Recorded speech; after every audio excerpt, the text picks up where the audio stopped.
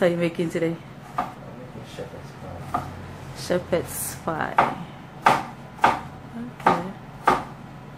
I'm looking forward to it.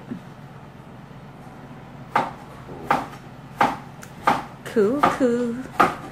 Let me just see what you're doing here. Is that potatoes? Okay. What would you do if you were amongst males, okay, let's say husbands, who are older than you, they've been married years before you got married, and they are saying how it's not good for a husband to cook because the kitchen is the woman's domain. So as a male, you shouldn't cook. If you cook, your wife is not really going to respect you. If you are amongst people like that, how would you respond to them?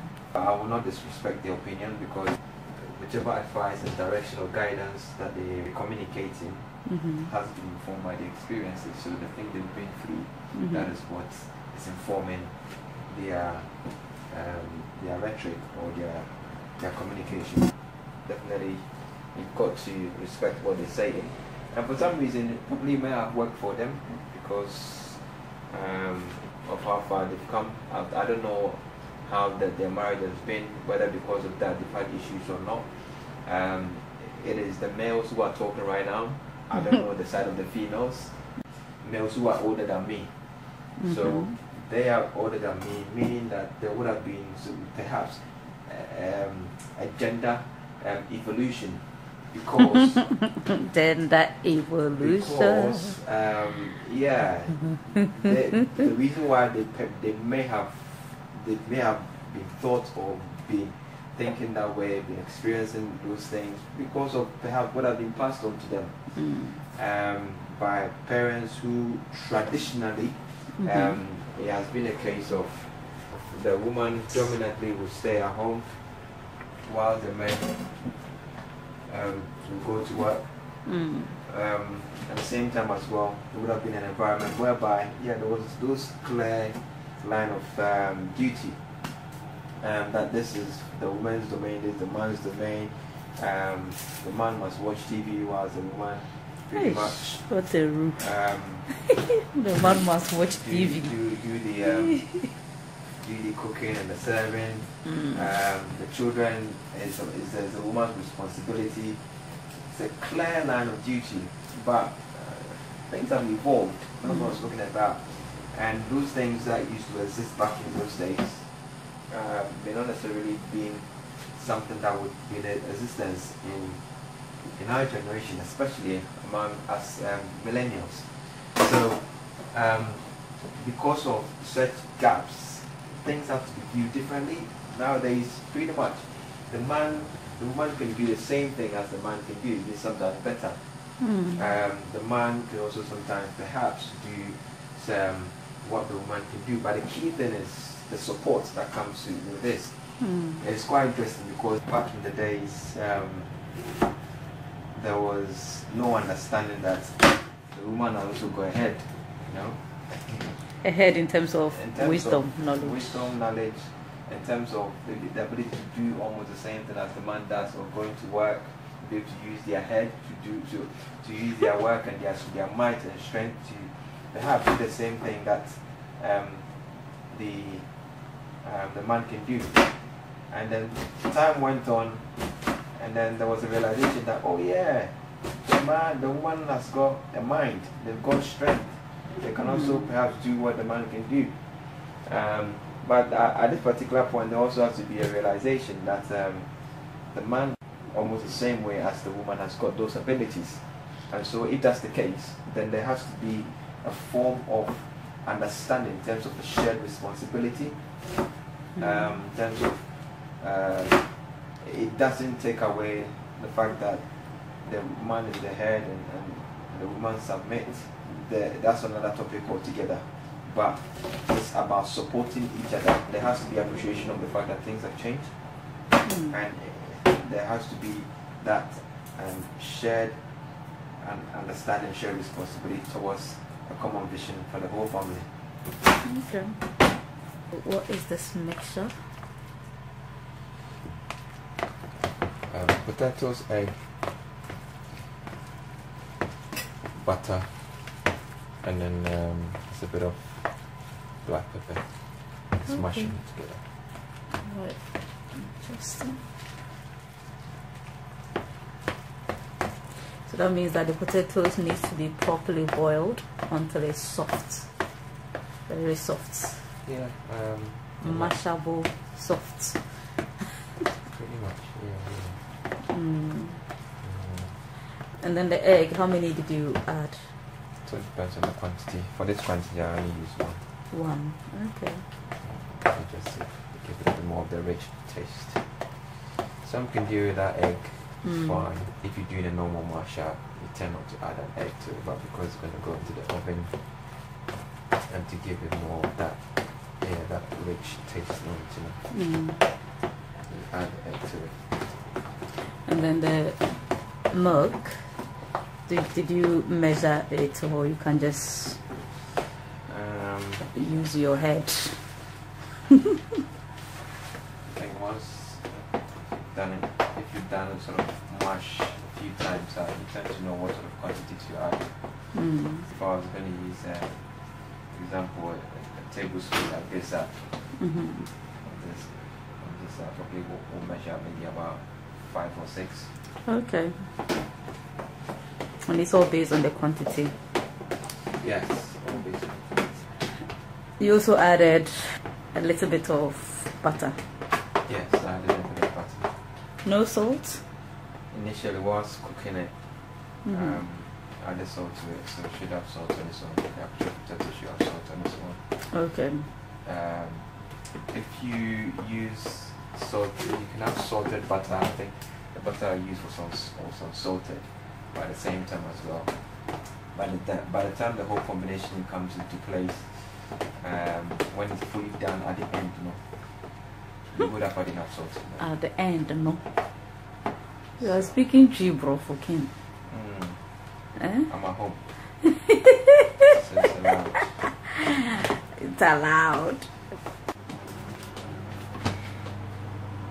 So that's olive oil.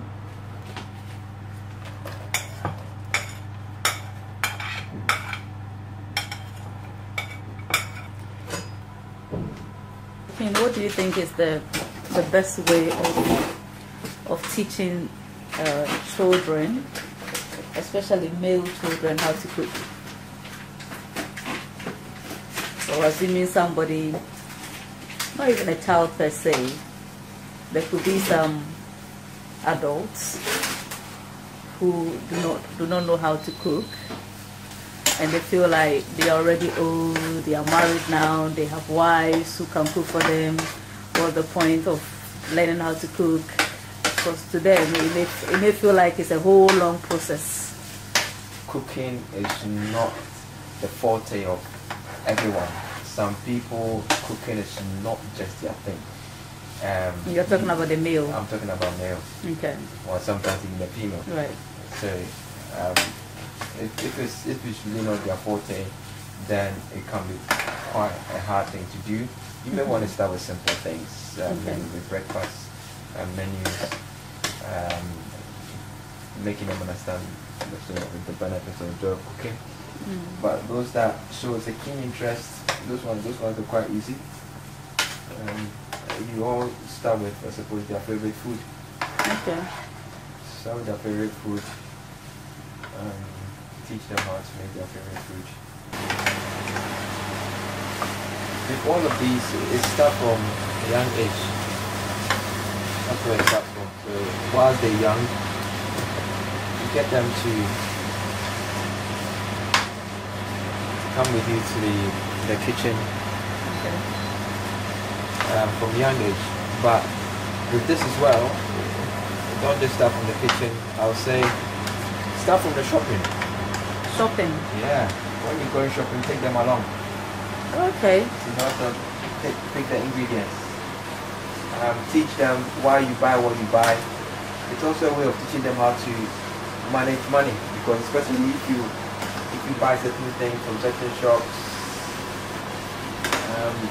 in a way that is within the budget, help them to learn. When you can't go and do it, it's the children that you eventually have to send and go and buy from the same place that you buy from. So it is a way of actually. So yeah, start from the shopping. Do you remember the first time you cooked in your life?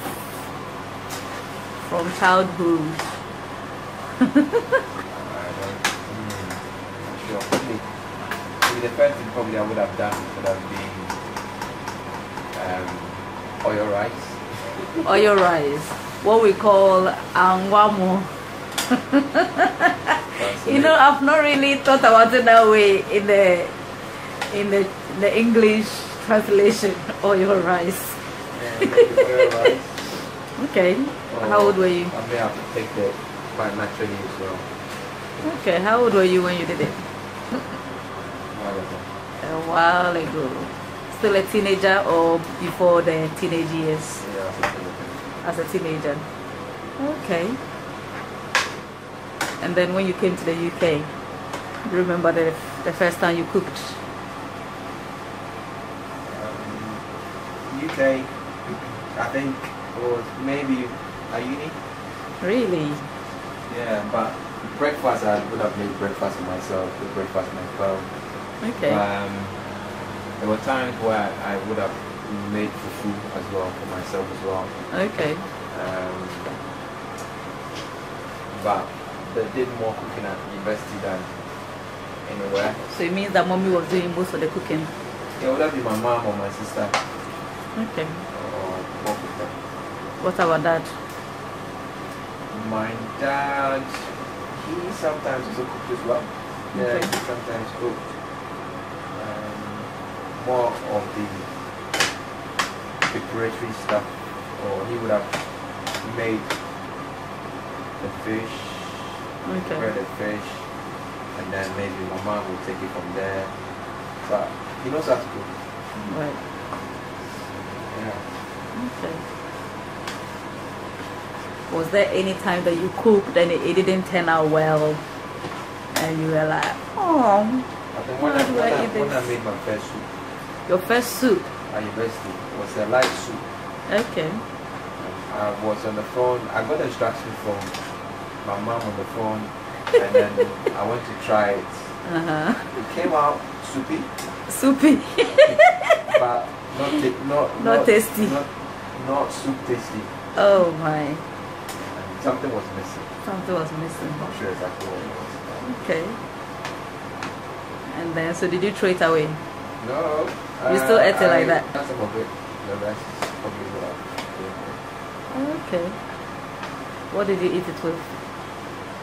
I think I had it on its own. Okay.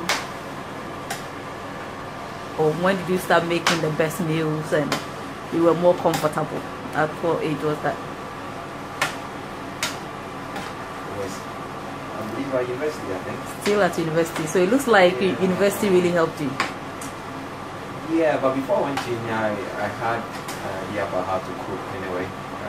But I was just about having the opportunity because both my mom and sister were around, so I didn't really have to cook.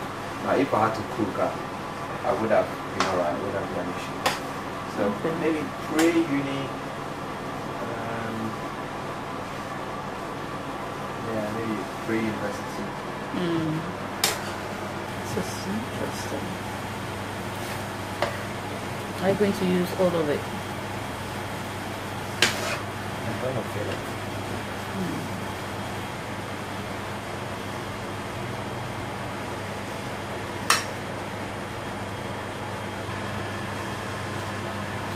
Shepherd's pie in the making. Okay, so you spread it across. So how long are you going to put it in the oven for? For about 20 to 25 minutes. 20 to 25 minutes. Okay. I have to preheat the oven first.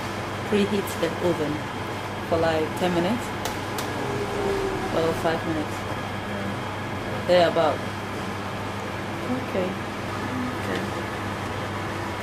what's the purpose of using a fork to draw those lines? Cooking is an art, so just have to make it attractive. Making it artistic. Okay. Cooking is an art. Looks tidy.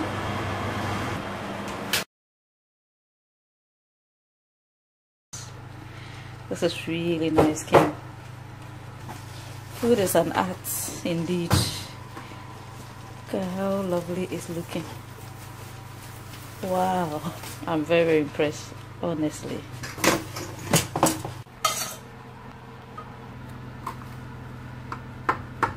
Wow.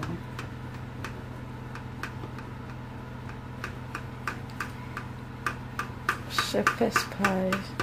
So this is beans. We've just steamed it, and then that's beetroot, grated beetroot.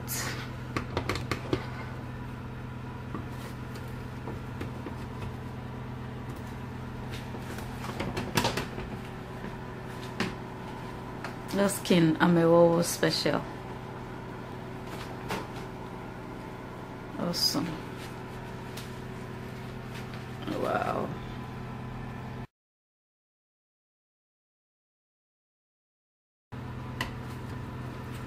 Wow. Yummy. Wow. Maybe you should use a spoon because it's hot.